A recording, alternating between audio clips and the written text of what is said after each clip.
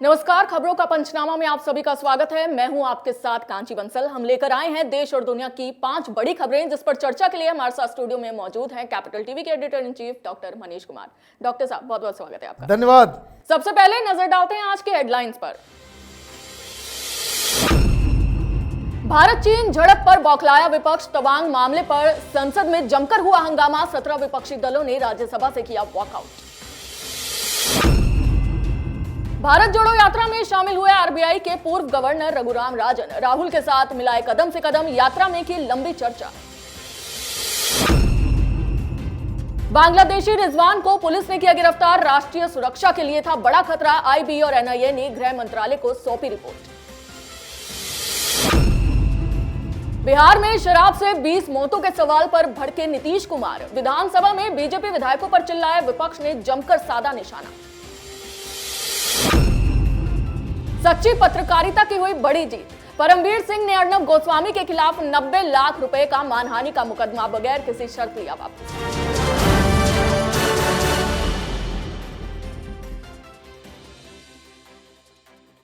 खबरों की शुरुआत करते हैं आज की सबसे बड़ी खबर के साथ। भारतीय और चीनी सैनिकों की अरुणाचल प्रदेश तवांग सेक्टर में एलएसी के पास 9 दिसंबर को झड़प हुई थी। लोकसभा में विपक्ष ने हंगामा किया। चर्चा की मांग को लेकर राज्यसभा से 17 विपक्षी दलों ने वॉकआउट कर दिया। इसमें कांग्रेस, आरजेडी, आम आदमी पार्टी और टीएमसी समेत अन्य विपक्षी दलों के सांसद भी शामिल थे। डॉक्टर साहब, कई कांग्रेस इस बात से तो नहीं बौखला गई है कि राजीव गांधी फाउंडेशन का नाम शामिल हो गया है? देखिए, मुझे समझ में नहीं आता विपक्ष किस तरीके से विचारधारा विहीन हो चुका है।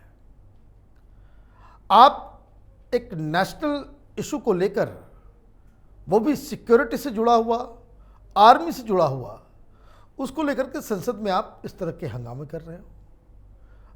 और अटैक क्या है? प्रधानमंत्री क्यों नहीं कुछ बोल रहे? प्रधानमंत्री ने शी जिनपिंग से हाथ मिलाया तो ये अच्छे से हाथ क्यों मिलाया? आंखें लाल क्यों नहीं थी?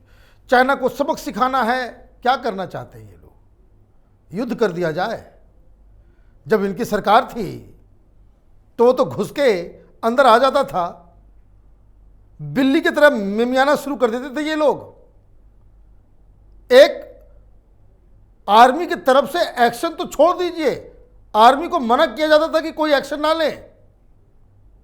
एक ऐसी खबर बता दें कि 10 साल के मनमोहन सिंह की सरकार में, सोनिया गांधी की सरकार में हिंदुस्तान की सेना को फ्री हैंड दिया गया हो कि मार भगाओ चाइनीज को। ये बेकार की बातें करते हैं। विपक्ष का रोल कुछ चीज़ों में तो ठीक लगता है, लेकिन जब ये मसला नेशनल सिक्योरिटी का हो, दुश्मन मुल्क का हो, उसमें आपको ध्यान रखना चाहिए। और ये ध्यान इसलिए नहीं रखेंगे, ये कांग्रेस पार्टी जो अंदर खाने चाइना के साथ एमओयू साइन करती है, उसको क्या है हक बोलने का? ये तमाम पार्टियां जो पेरोल के ऊपर हैं चाइनीज के, ये वामपंथी, ये अर्बन नक्सल्स, टुकड़े टुकड़े गैंग वाले, सब जहां सरकार को काम करना चाहिए वहां काम हो रहा है। अमेरिका ने आज प्रेस कॉन्फ्रेंस की। वहाँ की सरकार ने कहा है कि जो चीन ने किया वो गलत है। हिंदुस्तान की सरकार पूरी दुनिया को मोबिलाइज कर रही है चीन के खिलाफ। इस तरह का प्रेस कॉन्फ्रेंस कभी अमेरिका की तरफ से आता है? वहाँ से कहा गया कि हम नज़र बनाए हुए हैं और यहाँ पे चाइनीज एग्रेशन है, और ये चाइना का ये जो एग्रेशन है पूरी दुनिया के लिए एक मुसीबत बनता चला जा रहा है। ये स्टेटमेंट अमेरिका की तरफ से आ रहा है। ये कम बड़ा सक्सेस है? दिक्कत क्या है कि हिंदुस्तान में जो कुछ भी अच्छा होता है, चाहे वो सीए हो, चाहे वो किसानों के लिए कानून हो, ये विपक्ष ठीक उल्टी बातें करता है। और इसीलिए ये लोग लोकसभा के चुनाव में जनता इनको इनकी हैसियत दिखाती है, विपक्ष में बिठाती है। जी बिल्कुल, यानी कि विपक्ष को यह बात हजम नहीं हो रही है कि मोदी सरकार के शासन में दुश्मन मुल्कों को मुंह की खानी पड़ रही है, और भारतीय सैनिकों के साथ साथ लोग पीएम मोदी के कदम की भी खूब सराहना कर रहे हैं। आगे बढ़ते हैं। भारत जोड़ो यात्रा को अब आरबीआई के पूर्व गवर्नर रघुराम राजन का साथ मिल गया है। यात्रा में राहुल गांधी और रघुराम राजन के बीच लंबी बातचीत हुई। यूपीए सरकार में रघुराम राजन को आरबीआई का गवर्नर बनाया गया था। डॉक्टर साहब, क्या रघुराम राजन अब कांग्रेस में शामिल होने की तैयारी तो नहीं कर रहे हैं? देखिए, अगला मनमोहन सिंह बनेगा। ये मनमोहन सिंह भी आरबीआई के चीफ हुआ करते थे, बाद में अलग अलग पॉलिटिकल पार्टीज़ की चमचागिरी करते करते, गांधी परिवार की चमचागिरी करते करते प्रधानमंत्री बन गए। इनको लग रहा है कि कोई स्कोप है, लेकिन ये तो रघुराम राजन की बात हुई। ये व्यक्ति हिंदुस्तान के लुटियन मीडिया के लिए एक डार्लिंग हुआ करता था। रघुराम राजन ये, रघुराम राजन ने ये कहा, रघुराम राजन ने वो कहा। यूपीए के दौरान आरबीआई गवर्नर के रहते इकोनॉमी की तो भट्टा लगा दिया था इसने, लेकिन जब एनडीए की सरकार आई तो बहुत दबाव था कि इसको फिर से कंटिन्यू कीजिए। और मैं आपको बताऊं, मोदी सरकार में भी ऐसे ऐसे नमूने बैठे हुए हैं जो रघुराम राजन को बहुत बड़ा इकोनॉमिस्ट माना करते थे। क्या वो अलग कहानी, लेकिन एक व्यक्ति उस वक्त थे, सुब्रमण्यम स्वामी।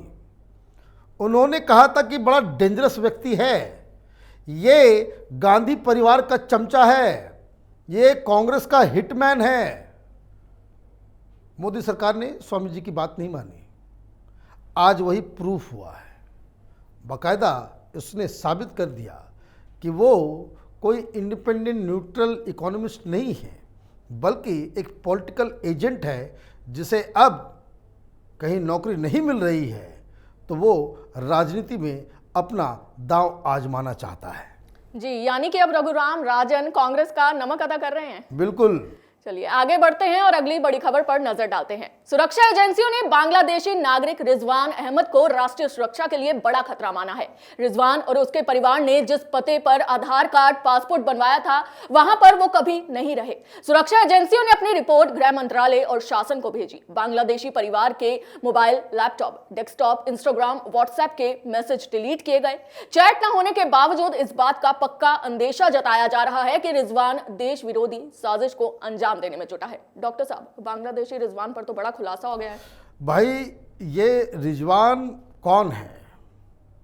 ये एक आतंकी है, यहाँ पे आईएसआई का एजेंट बना हुआ था। बड़े ही संदिग्ध चीज़ें उससे बरामद हुई हैं। पकड़े जाने से पहले उसने सब कुछ ये सब काम कर दिया।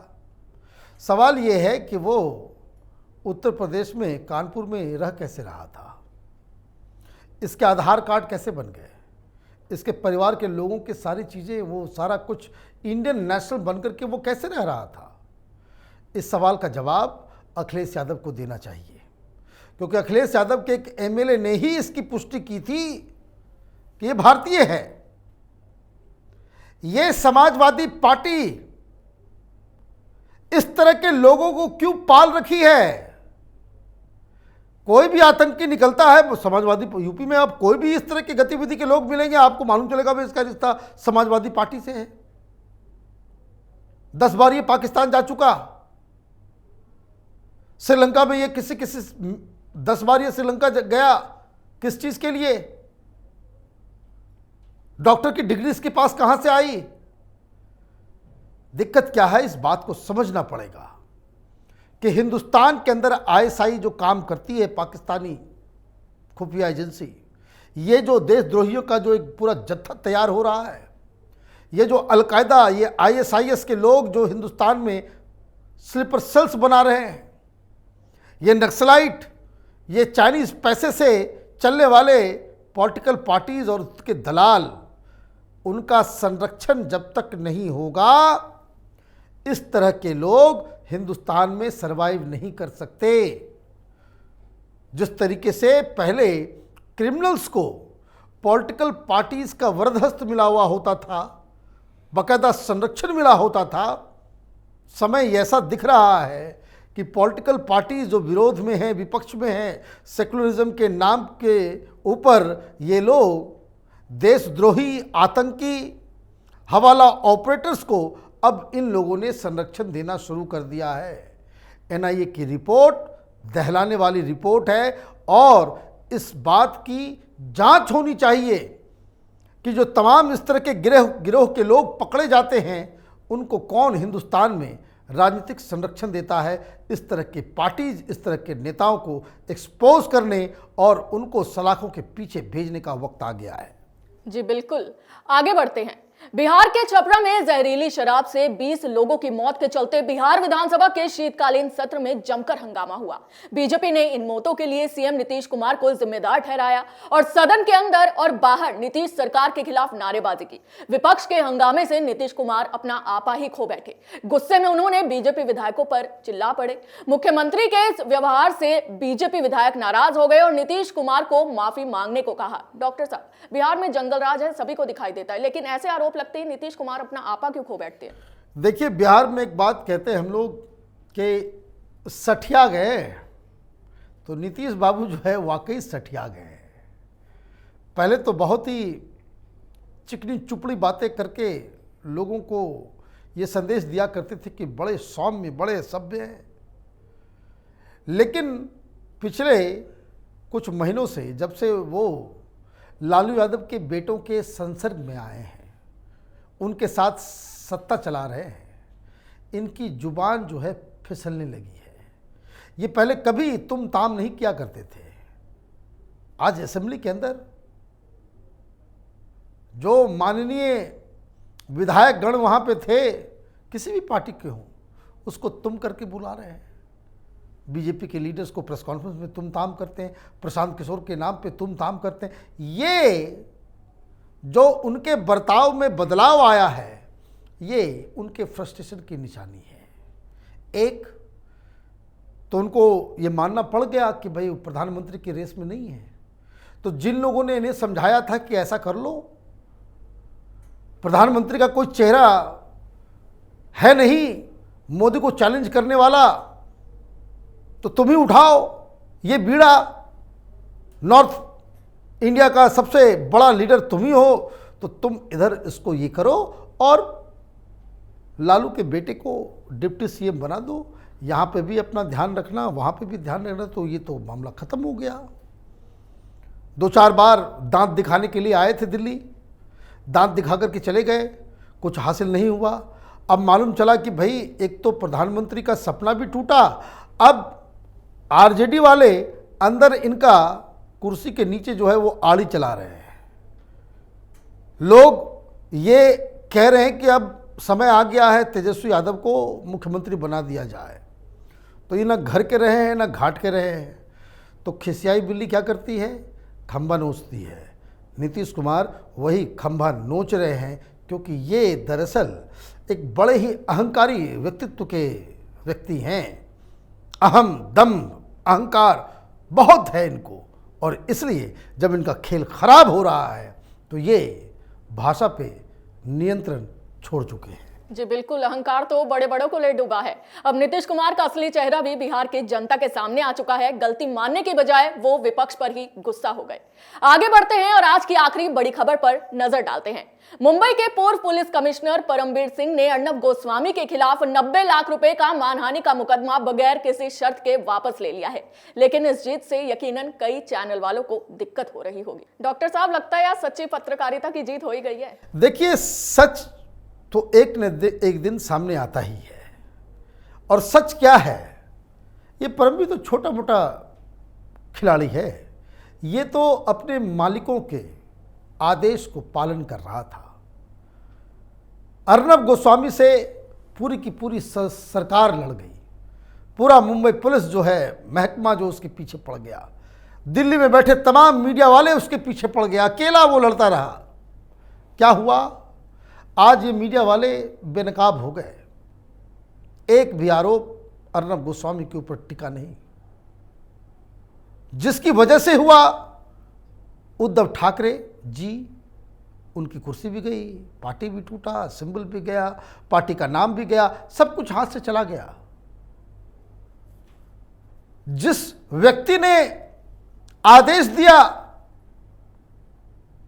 पुलिस कमिश्नर को, 1 साल से जेल में है, अनिल देशमुख। और ऊपर वाले का भी खेल देखिए, बेल मिलता भी है लेकिन जेल से बाहर नहीं निकल पाता। कुछ न कुछ ऐसा हो जाता।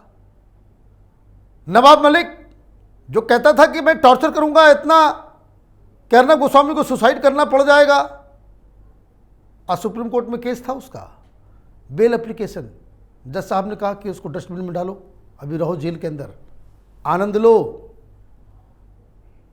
परमवीर सिंह माफी मांग के भाग रहा है, नौकरी भी गई, बेइज्जत भी हुआ, सब कुछ हो गया। अब कोर्ट के अंदर उसको जो है आज कहा गया कि भाई आप इस तरह की चीजें क्यों करते हो, जुर्माना भी भरो। सिर्फ वापस ही केस नहीं हुआ, जज साहब नाराज भी हुए। और जिस व्यक्ति ने 37 लोगों की टीम को लीड करते हुए उसको घसीट के जेल के सलाखों तलोजा जेल लेकर के गया था, सचिन वाजे, वो भी जेल के अंदर ही है। तो ये डिवाइन जस्टिस है। अन्याय करने वाले लोगों को ये पता होना चाहिए, सब कुछ का हिसाब किताब इसी जीवन में यहीं पे होना है। इसलिए कंगना रनौत ने जो कहा था कि उद्धव ठाकरे ये समय का पहिया है, हमेशा एक जैसा नहीं चलता, तो अब इनके खिलाफ चल रहा है। जी बिल्कुल, भारत के लोकतंत्र का चौथा स्तंभ कहे जाने वाली पत्रकारिता की आज बड़ी जीत हुई है। हमारे साथ चर्चा में जुड़ने के लिए बहुत बहुत धन्यवाद डॉक्टर। धन्यवाद। ऐसे ही खबरों के एनालिसिस के लिए देखते रहिए कैपिटल टीवी। अगर आपको हमारा ये वीडियो पसंद आया हो तो इसे लाइक करें, शेयर करें और कैपिटल टीवी को सब्सक्राइब करना बिल्कुल ना भूलें। जय हिंद।